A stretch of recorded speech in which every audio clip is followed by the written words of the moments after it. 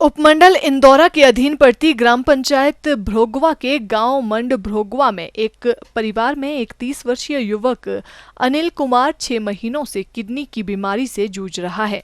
युवक के पिता ने बताया कि वे अति निर्धन परिवार से संबंध रखते हैं और उनका नाम बीपीएल सूची में भी नहीं है।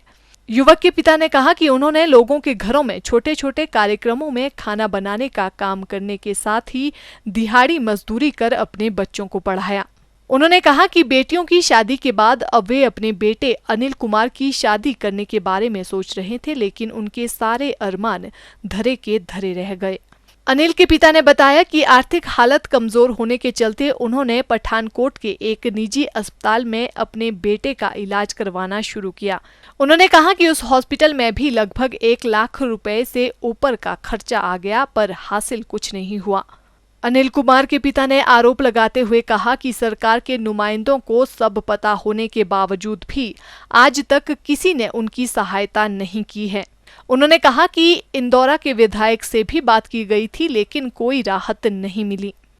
जी, ये फरवरी मार्च से बीमार है। आज तक कहाँ इसका इलाज करवा चुके हो? पहले हाजी पर इलाज करवाया इसका, फिर हमने फतेह पर दाखिल कराया, वहाँ से रेफर हमें नूरपुर किया गया। नूरपुर वालों ने हमें टांडा रेफर किया, टांडा हमारा इलाज कोई नहीं हुआ।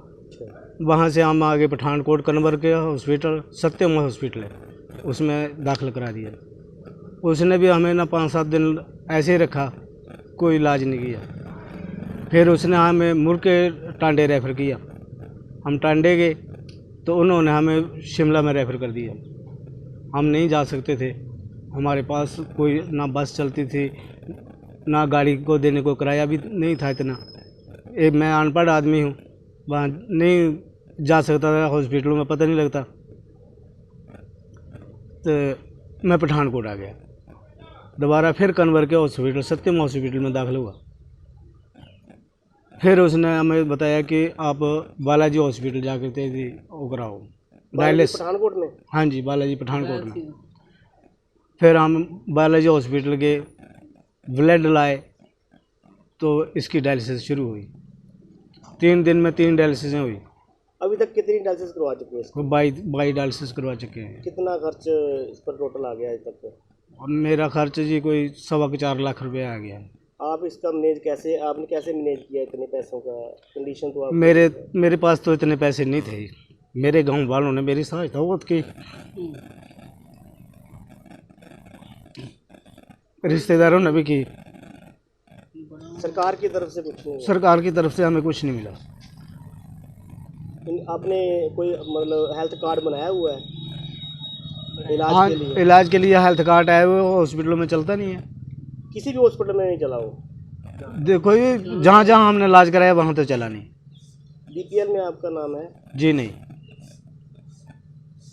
आप क्या मांग करते हो इस बात से? मैं तो सरकार से मांग करता हूँ कि मेरी कोई हेल्प की जाए ताकि मैं अपना बच्चा बचा सकूँ। अनिल के पिता, माता और दादी ने सरकार और समाज सेवियों से गुहार लगाई है कि समय रहते उनकी आर्थिक मदद की जाए। उन्होंने कहा कि किसी की आर्थिक मदद से उनके नौजवान बेटे की जिंदगी बच सकती है। जी कितने दिन तो बीमार ने? ये मार्च महीने से लेकर बीमार ने। तो तुम सरकार को क्या मांग कर दे हो? सरकार ने तो सानू कोई मंग नहीं दी। ते कहते भी अस हूँ हथ बन्ने के बेनती करते कि सरकार मेरी मदद करे, मेरा पोता राजी होना चाहिए। सानू मदद दे सरकार। मेरा पुत्र बहुत गरीब है, बिल्कुल गरीब है, घर नहीं करा। सरकार मेरी मदद करे। किडनी में प्रॉब्लम। अभी कहाँ इलाज चल रहा है? बालाजी हॉस्पिटल पठानकोट। कितने दिनों बाद जाते हो दवाई लेने के लिए? हफ्ते में 2 बार। कितना खर्च हो जाता है एक बार जाने से? 5000 रुपया। आज तक कोई सरकारी मदद मिली है आपको? नहीं। कोई सरकारी कर्मचारी को बताया आपने कभी, किसी को, विभाग को या स्वास्थ्य विभाग को या अपने विधायक को? विधायक वही बिल जी दिते। बिल कब दिए थे? तो मैं चेता नहीं सर। मैं गरीब घर का हूँ, बिल्कुल मतलब गरीब घर। मेरी कंडीशन बहुत माड़ी है। मैं 4.5 लाख रुपया ला चुका है। ठीक है, हुण मेरी कंडीशन बहुत माड़ी है, मैं अपना इलाज कराने वास्ते असमर्थ हाँ।